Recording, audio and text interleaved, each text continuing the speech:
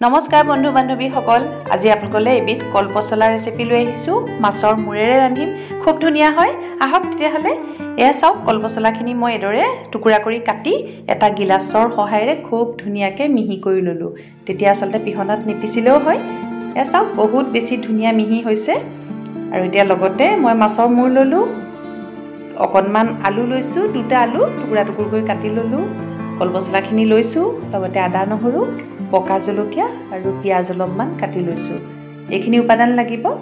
এতিয়া হক তেতিয়া হলে আৰম্ভ কৰো ৰেচিপিবি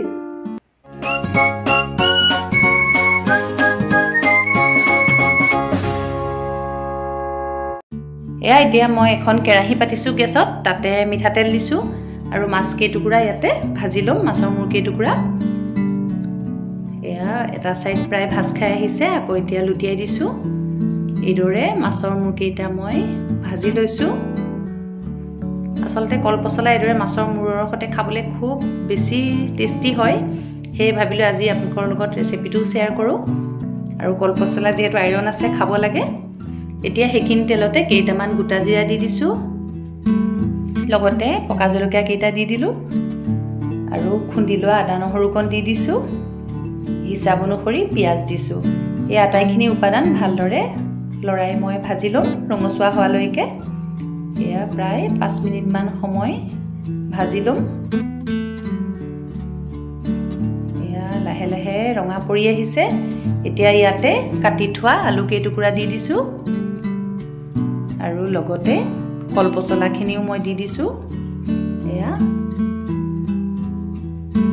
এতিয়া ভালদৰে আটাইখিনি বস্তু এটাৰ সহায়েৰে লৰাই দিছো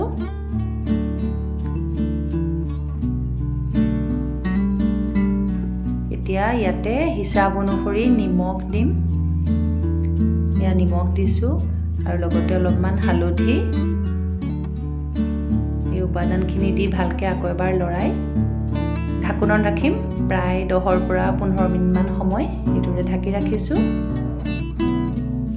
এয়া 10 মিনিট মান সময় হৈ গৈছে লাহে লাহে ভাজ খাই আহিছে কলপচলা আৰু আলুখিনি এতিয়া ইয়াতে মাছৰ মুৰকি টুকুৰা দি দিছো ভাজি থোৱা ভালদৰে এদৰে ভাঙি মিলাই দিম এয়া ভালকৈ মই লৰাই দিছো এতিয়া ইয়াতে হিচাপ অনুসৰি গৰম পানী মই ব্যৱহাৰ কৰিছো আপোনালোকে গৰম পানী ব্যৱহাৰ কৰিব বা ঠাণ্ডা পানীও ব্যৱহাৰ কৰিব পাৰে কিন্তু গৰম পানী দিলে সোনকালে সিজে এয়া আকৌ এবাৰ এতিয়া মই প্ৰায় 10 মিনিট মান সময় ঢাকোনত ৰাখিম এয়া চাওক লাহে লাহে আমাৰ মাছৰ মুৰ আৰু কলপচলাখিনি প্ৰস্তুত হৈ আহিছে এদৰে আসলতে খাই খুব ভাল লাগে এয়া সম্পূৰ্ণ হৈ গ'ল এতিয়া মই পৰিবেশন কৰিম এদৰে এটা বাটিত এতিয়া পৰিবেশন কৰিছো আপোনালোকে এদৰে ৰান্ধি খাই চাব মাছৰ মুৰ আৰু কলপচলা খুব সুন্দৰ সোৱাদ ভৰা এবিধ ৰেচিপি হয়